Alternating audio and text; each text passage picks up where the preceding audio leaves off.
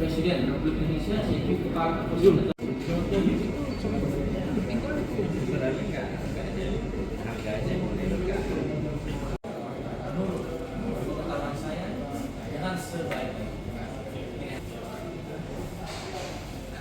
Baik, kita dengar yang saksi dulu.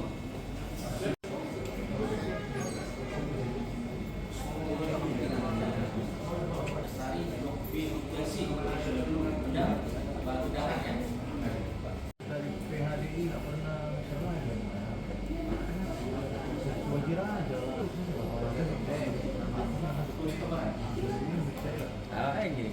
Mohon ya, ada suratnya.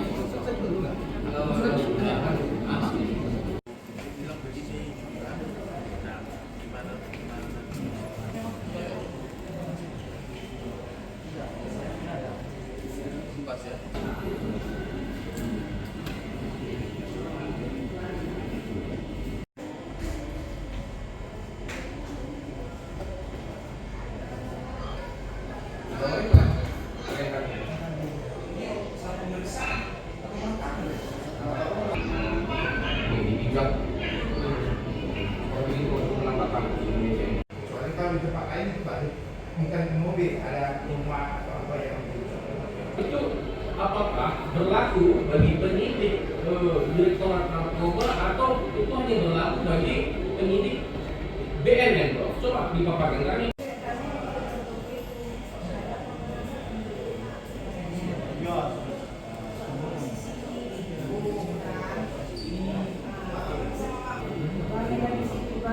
Jadi mana yang dikontrak dari bawah? Dibawa ke mobil kemana? Oke, tengok sudah bilang. iya, dia malah membuat sudah tak ada lagi istilahnya. Saudara dengan kedua ini di lokasi yang berbeda saudara ke sana sudah ada lagi. Oke, terus kemudian karena tidak ada bukti apa nama itu, silakan sampaikan ke saya akan sampaikan ke dia. Saudara media nggak usah gitu loh. Tidak boleh begini juga di sini. Ahli ini kita tanya yang sebenarnya. Gini saja. Jangan yang tidak ada. Apa yang gitu loh. Saya nggak bisa mengatakan gitu loh. Ini terbang umum bisa melihat itu saudara bagaimana sikap saudara.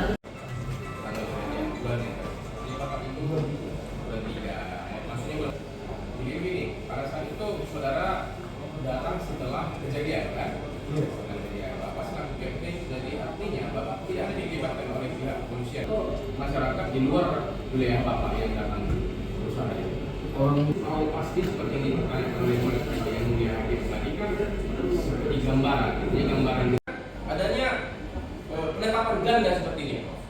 Saya tak boleh ditetapkan dua kali sebagai tersangka. Oh, Nggak boleh. Oke. Cuma sekali saja. Nggak boleh. Sampai tanggal 6. Jadi dalam praktek yang kami lihat, Nggak apa-apa, nanti yang penting tersangkanya tanggal 6 karena dia sudah melalui suatu pemeriksaan. Jadi justru aturannya harusnya seperti itu. nah kita menulis sedikit kalau di tanggal Seperti ini dari kali ini yang itu dia. Yang mana? Maksudnya Pak,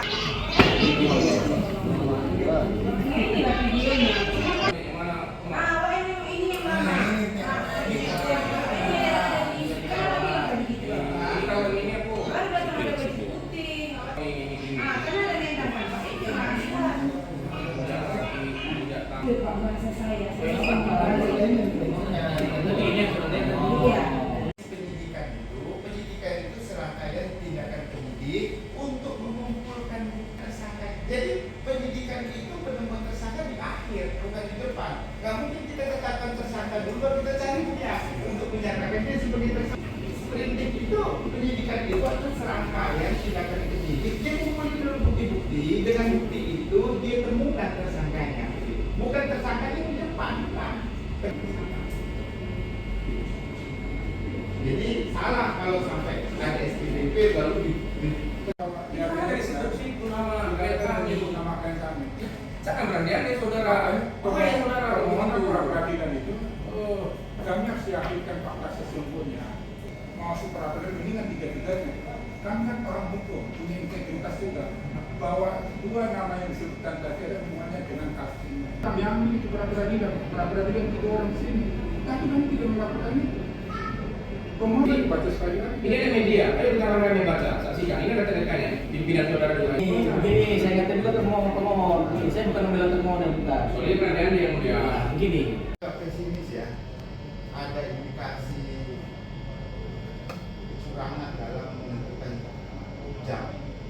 Soalnya Anda dari tadi menyebutkan 20-30 Sekira, karena tidak dengan produk surat sampai 5 surat. Sedangkan menit aja itu kita ngomong begininya menitnya berubah gitu loh.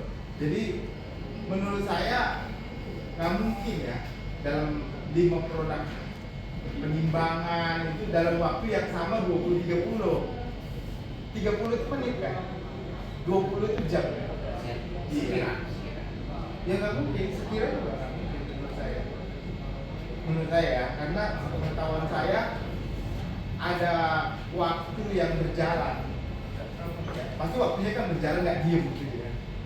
Waktu Anda memilih surat ini, waktunya adalah waktu Anda menimbang dan hasil timbangannya apa, waktunya juga berjalan. Jadi menurut saya sih, saya nggak bisa, nggak masuk akal kayak gitu. Ada beberapa putusan terkait dengan itu, nanti saya bisa sampaikan juga di praktik terkait dengan sekaligusnya itu dapat ada demi hukum itu semua produk karena waktunya jamnya sama dan menitnya sama.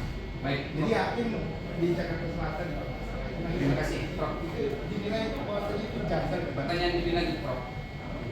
Apakah polisi berwenang melakukan penyelidikan dan penyidikan terhadap tindak narkotika? Apakah polisi berwenang melakukan penyelidikan dan penyidikan terhadap tindak pidana narkotika? Berwenang. Apakah polisi karena tadi disebutkan ahli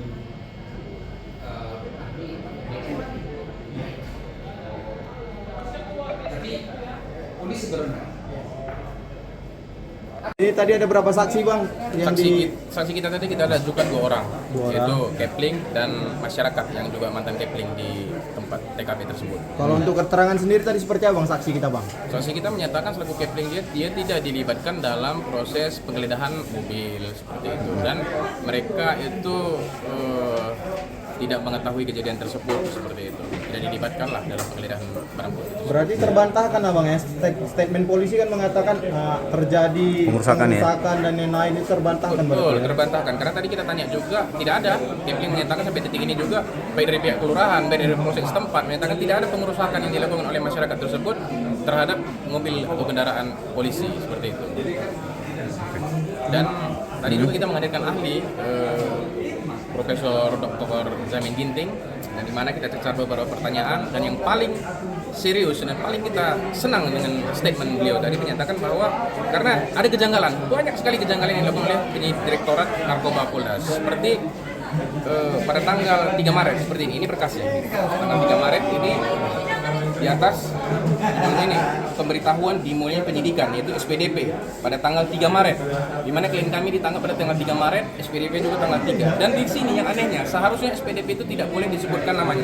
Di sini disebutkan bahwa diduga tersangka itu keras melakukan tindak pidana, itu sebutnya diduga keras dilakukan tersangka. Ada ini nama tersangka Rahmadi, disebutkan ini pada tanggal 3. Artinya SPDP itu adalah surat pemberitahuan dimulainya penyidikan. Artinya ini awal mulai penyidikan, sudah ada nama. Sementara pada tanggal 6 kita lihat ini penetapan tersangka. Ini kita lihat jelas penetapan tersangka tanggal 6. Penetapan tersangka kita lihat pada tanggal 6 penetapan tersangka ini berdasarkan ini pertimbangan termasuk hasil gelar perkara memutuskan menetapkan ini namanya Rahmadi sebagai tersangka. Artinya ini sangat bertentangan, di mana SPDP pada tanggal 3 sudah disebutkan nama tersangka.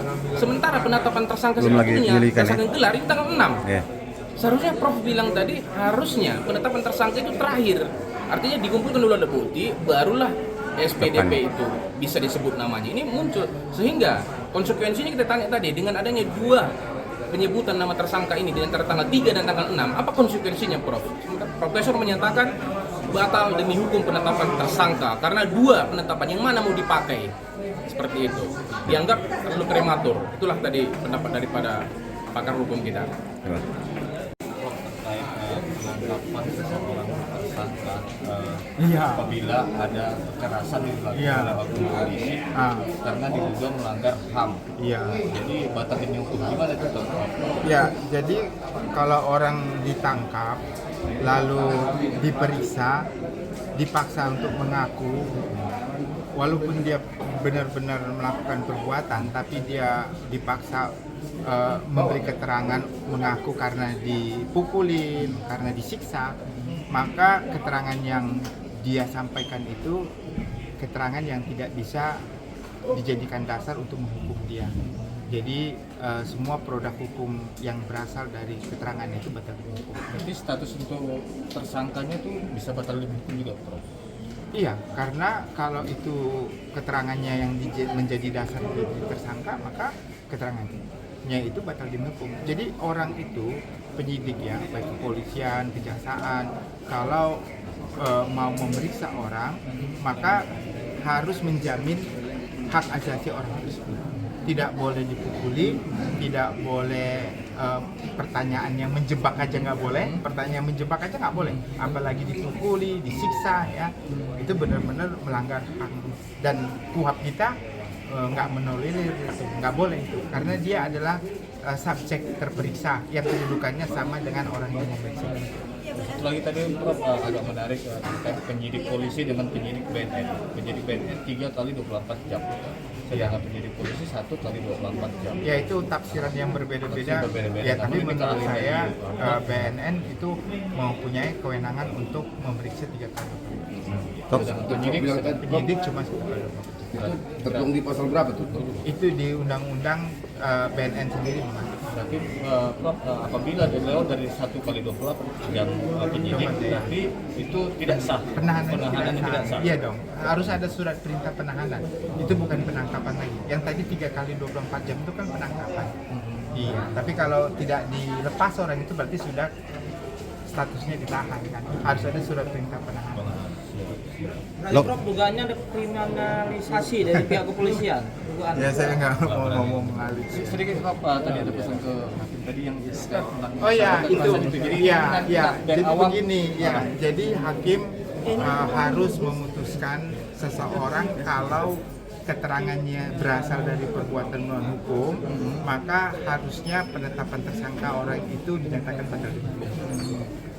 Jadi hakim kalau ada permohonan pra peradilan yang bisa membuktikan bahwa keterangan orang tersebut ya benar-benar keterangan yang diambil dari penyiksaan, dari intimidasi ya, walaupun dia sebagai pelaku yang artinya tadi ada barang bukti ada padanya, maka harus dibatalkan semua produk hukum karena pengadilan tidak boleh melegalisasi, tidak boleh mensahkan perbuatan-perbuatan yang melanggar hak asasi manusia. Dan apabila itu tidak bisa diindahkan akan bakalan seperti itu terus-terusnya ya. Ya, kalau seperti itu nanti penyidik baik di kejaksaan untuk pelaku mengakui perbuatannya, dia cukup dengan memukulin aja dan ibarat orang Medan bilang ditokokin aja kepalanya gitu tiap hari. Nah itulah kan nggak sah. Untuk membuktikannya itu kan Prof sangat sulit bahwa dia dimintai. Makasih ya, Prof. Makasih, Prof. Tadi sudah ada videonya. Prof, lihat aja Prof, sudah. izin, Prof. Makasih ya, Prof. Prof, aduh.